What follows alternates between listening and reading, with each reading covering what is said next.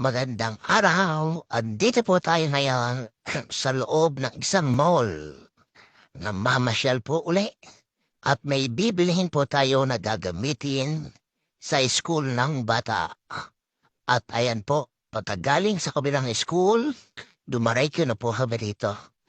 At ayan, habang kami nag-iikot, tumitingin sa paligid, tinitingnan ko ano ang mabibili. At ayan, lakad, Arya, sige.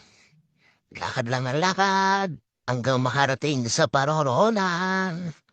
At ayan na nga, nako, tapusin nyo hanggang huli. Ang susunod niyan ay pagkakukute na bata. At eto na, nakita ko, nagpa-practice ang little stars. Ayan, ako, nag-rehearsal pa sila. Hindi pa sila nagsisimula sa ngayon. Ayan, ang dami nagtuturo. Kaya naman, ganito palang kahirap. Pero masasaya ang mga bata sa kanilang rehearsal. Ayan, mamaya-maya lang konti. Pag natapos yan, magbibihis na.